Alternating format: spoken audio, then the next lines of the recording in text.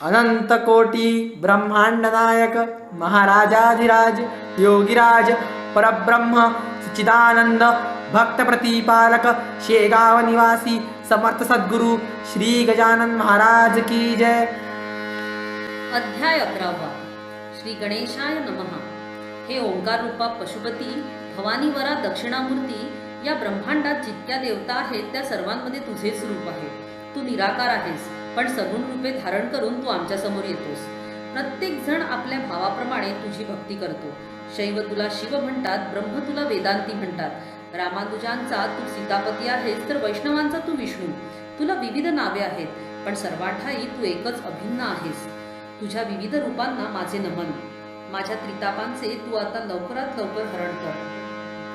पुढील वर्षी दासनवमीला पुन्हा महाराज भास्कर, बाळाभाऊ, पितांबर, गणू, जगदेव, दिंडोकर यांच्या समवेत बाळापूरला आले। सुखलाल व बाळकृष्ण हे दोघं महाराजांचे परमशिष्य बाळापूरलाच होते। दासनवमीचा उत्सव यथासांग झाला, पण एक अघटित घडले। एक पिसाळलेले कुत्रे भास्करास चावले। लोक घाबरले।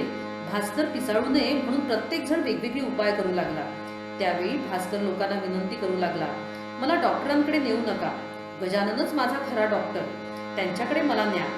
समर्थांकडे सर्वांनी भास्कराला आणले। बाळाभाऊने समर्थांना सगळा वृत्तांत सांगितला। ते ऐकून महाराज हसून म्हणाले, अरे, हत्या, वैर आणि कर्ज या तीनही गोष्टी कुणालाही चुकत नसतात। सुखलालाची गाय द्वाड होती। ती द्वाड गाय शांत झाली तर तिचे दूध सर्वांना मिळेल हा याच्या मनात विचार आला होता। म्हणजे कुठेतरी कामना जागृत झाली, जी चुकीची होती।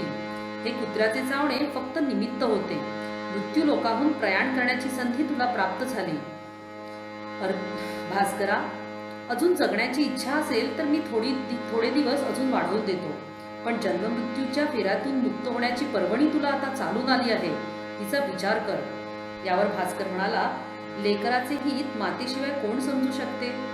आपण ज्ञानसागर आहात। माझ्या बाबतीत जे योग्य असेल तेच करा। ते ऐकून महाराजांना अतिशय आनंद झाला, पण एक अज्ञानी भक्त म्हणू लागला, गुरुराया, भास्कर तुमचा मोठा भक्त आहे, त्याला वाचवा। त्यावर समर्थ म्हणाले, अरे, हे तुझे अज्ञान आहे। आत्म्यास जन्ममृत्यू नाहीच। माणसाला प्रारब्ध भोगावेच लागते। पूर्वसंचित प्रारब्ध व कर्म भोगल्याशिवाय या जीवाला मुक्ती नाही। आणि हे जर शिल्लक राहिले तर माणूस पुन्हा पुन्हा जन्ममृत्यूच्या फेऱ्यात अडकून पडतो। भास्कराचे पूर्वजन्मीचे काहीच उरले नाही, त्यामुळे त्याला मोक्ष निश्चित आहे।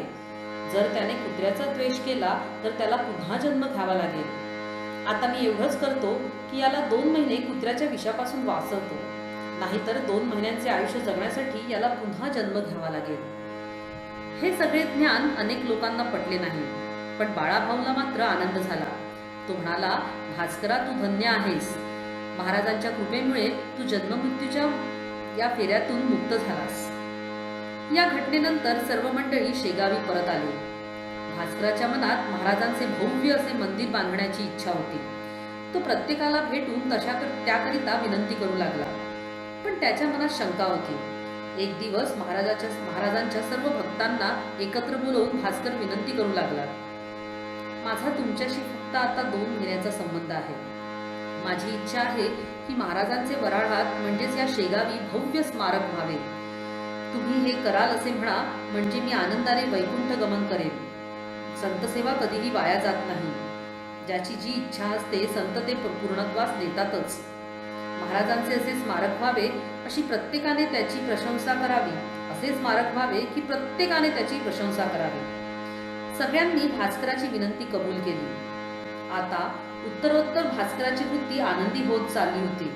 ज्याप्रमाणे लहान मुले येणाऱ्या सणाची आतुरतेने वाट बघतात ना, तशी। माघ वद्य त्रयोदशीला महाराज भास्करास म्हणाले, चल आपण त्र्यंबकेश्वरास जाऊ, तिथे शिवदर्शन करू, गंगा स्नान करू। तिथे वेड्या कुत्र्याच्या विषावर औषधे आहेत, त्यांचा उपयोग होतो का पाहू। असे म्हटल्यावर भास्कर म्हणाला, समर्था, आता औषध कशाला? आपल्या कृपेने विष कधीचेच निवळले आहे। आता 2 महिने तुमच्यापाशी शेगावीच राहावेसे वाटते। तुम्हीच आमच्यासाठी त्र्यंबकेश्वर आहात आणि तुमच्या चरणीच आमची गोदावरी। मला तर आता अन्य तीर्थांची गरजही वाटत नाही. त्याचे ते बोलणे ऐकून हसून महाराज म्हणाले, अरे, तीर्थ महिमा थोर मानावा. चल, उशीर करू नकोस. त्यानंतर सर्व शिष्यगण सोबत घेऊन महाराज शिवरात्रीस त्र्यंबकेश्वरास आले. हराचे दर्शन घेऊन गंगापूजन त्यांनी केले. त्यानंतर तिथून नाशिकला आले. गोपाळदास महंत यांच्या भेटीस गेले. नाशकातही अनेक लहान मोठे चमत्कार झाले. यानंतर फिरून शेगावी परत आले. त्यावेळी झामसिंग त्यांना अडगावी नेण्यासाठी आला. पण मी रामनवमी नंतरच येईन असे त्यांनी त्याला सांगितले. रामनवमीचा उत्सव सुरू झाल्यावर पुन्हा झामसिंग परत आला. त्यानंतर झामसिंगासोबत ते हनुमान जयंती उत्सवासाठी परत गेले. समर्थ अडगावी असताना एके दिवशी दुसऱ्या प्रहराला समर्थांनी भास्करास फुफाट्यात लोळवला व त्याच्या छातीवर बसून मारू लागले. लोक घाबरून दूर पळून गेले. कुणी जवळ जाईना.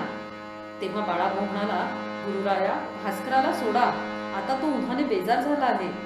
त्यावर भास्कर म्हणाला, बाळाभाऊ, हात जोडू नका. हा माझा ईश्वर जे इच्छील त्याला ते करू दे. लोकांना जरी वाटत असले ना की मला हे मारित आहे, तरी मला गुदगुल्या होत आहे. तुम्ही अनुभवी आहात. नंतर घरी मुक्कामी परतल्यावर समर्थ बाळाभाऊस म्हणाले, अरे, भास्कराचे आता फक्त 2 दिवसाचे आयुष्य राहिले आहेत. मागे याने तुला छत्रीने मारवले होते ना, ते क्रियमाण नष्ट करण्यासाठी मी त्याला मार दिला. बाकी काही हेतू नव्हता. उत्सव पूर्ण झाल्यावर वद्य पंचमीचा दिवस आला. समर्थ भास्करास म्हणाले, आज तुझ्या प्रयाणाचा दिवस आला आहे. पद्मासन घालून पूर्वाभिमुख बैस.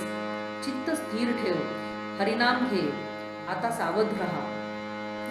इतरांना म्हणाले, मोठ्याने विठ्ठल विठ्ठल नारायण असा गजर करा. तुमचा थोरला भाऊ वैकुंठाला जातो आहे, त्याचे पूजन करा. भास्कराने पद्मासन घातले.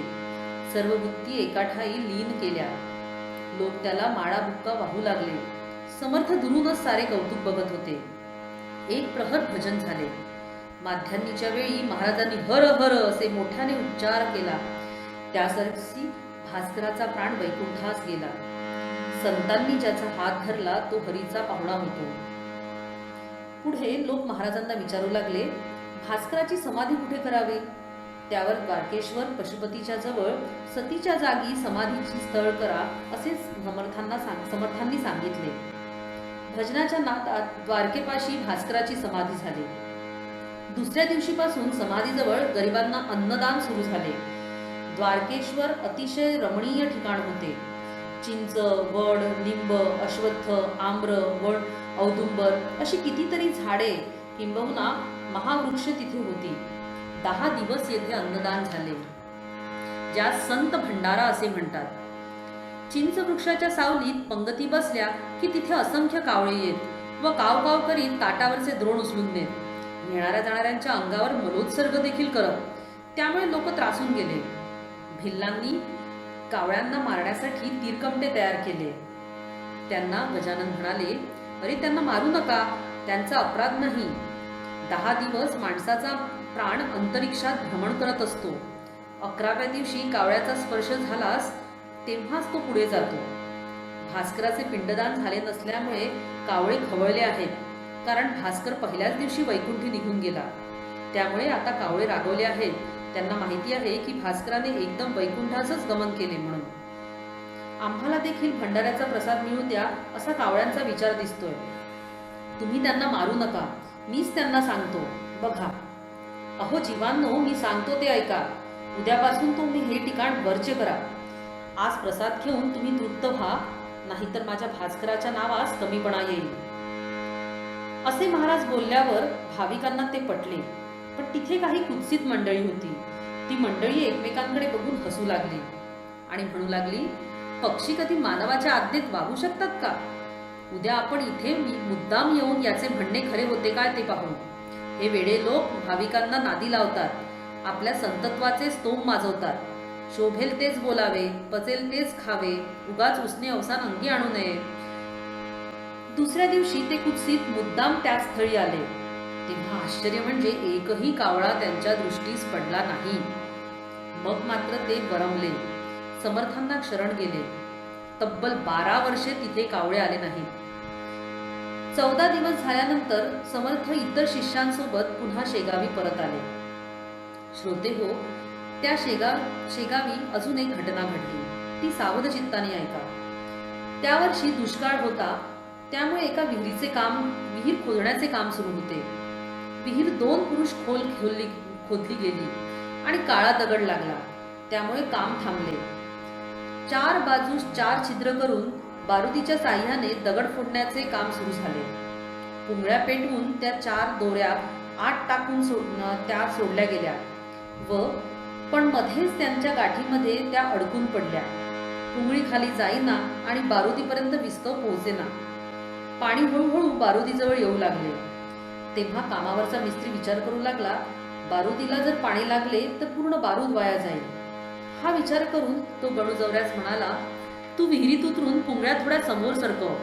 पुंगळ्या बारुदीपर्यंत पोहोचतील त्यापूर्वी पटकन वर ये, आपले काम होईल.